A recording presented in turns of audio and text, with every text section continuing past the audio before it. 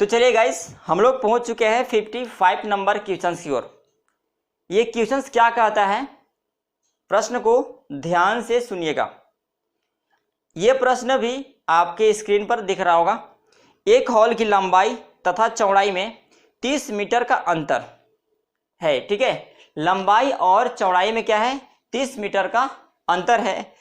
यहाँ पर थोड़ा सा लोकेशन दे दिया है कि जो लंबाई है चौड़ाई से बड़ा है।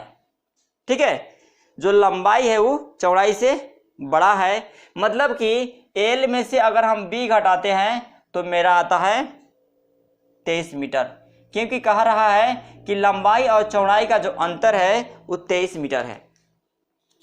इसी तरह एक हॉल, यदि हॉल के फर्श का परिमाप 206 मीटर है तो इसके फर्श का क्षेत्रफल निकालना है। तो यहां पर यह बात है, तो इसको इक्वेशन फर्स्ट मान लीजिए। पुनः क्या कहता है कि जो हॉल की फर्श का परिमाप है, तो आपको ध्यान देना होगा कि जो परिमाप होता है वो आयताकार होता है। इस तरह से जो फर्श होता है वो आयताकार होता है, इसलिए हम आयत के परिमाप मानेंगे फर्श को। यानी आयत के परिमाप जो दिया हुआ है, आयत का जो परिमाप दिया हुआ है वो दिया हुआ है 206 मीटर। इसके आयत का परिमाप बोले या फर्श का परिमाप बोले कोई प्रभाव पड़ता नहीं है, क्योंकि जो फर्श जो होता है वो आयताकार होता है। आपका आगे क्या है, तो इसके फर्श का क्षेत्रफल निकालने के लिए हमको लंबाई और चौड़ाई चाहिए। तो चलिए इसको हल करते हैं। तो आयत का परिमाप होता है 2 इंटू लंबाई प्लस चौड़ाई इक्वल टू होता है 206। यहाँ से ये हम काटेंगे तो 2 यहाँ पर 2 0 2 तिया 6, मतलब ठीक है, इसको 2 तिया 6 0 2 एकम 2, ठीक है। यानी L plus B equal to आपका आ गया 103। ये इक्वेशन सेकेंड मान लीजिए, मतलब कौन सा मतलब समीकरण 2 मान लीजिए इसको।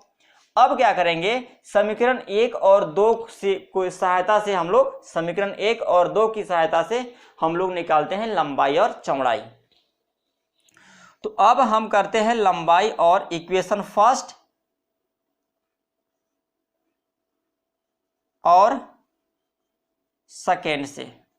ओके, तो इक्वेशन फर्स्ट क्या है, L minus B equal to हो गया 23 और यहाँ पर L plus B equal to हो गया 103। अगर हम इसको हल करने की कोशिश करिए तो देखिए यहाँ कट जा रहा है। जब कटता है, ऑलरेडी कट जाता है, तो उसको हम लोग क्या करते हैं, जोड़ देते हैं।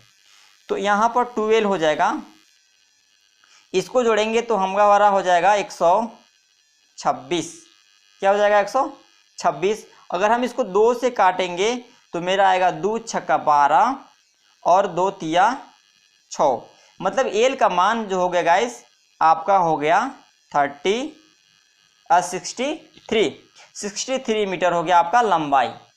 अभी हमारा क्षेत्रफल नहीं निकलेगा क्योंकि चौड़ाई नहीं निकला है। तो अब हम लोग निकाल लेते हैं इसकी चौड़ाई। तो इसके लिए हम लोग समीकरण 1 या समीकरण 2 की सहायता लेंगे। तो किसका ले, आप किसी का भी ले लीजिएगा, उतना ही आएगा आंसर।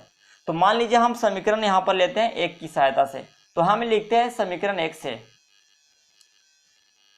समीकरण 1 से लिखते हैं। अब समीकरण 1 से लिख लेते हैं तो यहाँ पर समीकरण आपका 1 क्या कहता है, L minus B equal to 23, मतलब 23।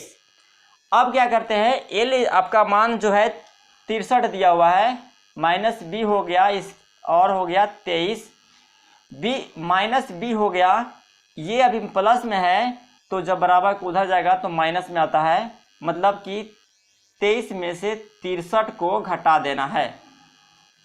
जब 23 में से 63 को आप घटाइएगा तो आपका आएगा -40। कितना आएगा, -40 आएगा। इस तरह से जब इसको आप ऐसे काट दीजिएगा माइनस माइनस, तो बी इक्वल टू आपका आ जाता है 40। इस तरह से आपको प्राप्त हो जाता है चौड़ाई और यहाँ पर लंबाई, 2 चीज़ प्राप्त हो जाता है। अब हम निकालते हैं उसका क्षेत्रफल। तो फर्श का क्षेत्रफल का फॉर्मूला आपको पता होगा, फर्श का क्षेत्रफल यानी आयत का क्षेत्रफल।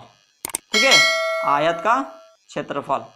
ओके गाइस, तो इस तरह से हम करते क्या है कि यहाँ पर आयत का जो क्षेत्रफल होता है लंबाई गुना चौड़ाई होता है। क्या होता है? लंबाई गुना चौड़ाई। अब लंबाई का वैल्यू आपका है 63 और चौड़ाई का वैल्यू आपका 40 हो गया।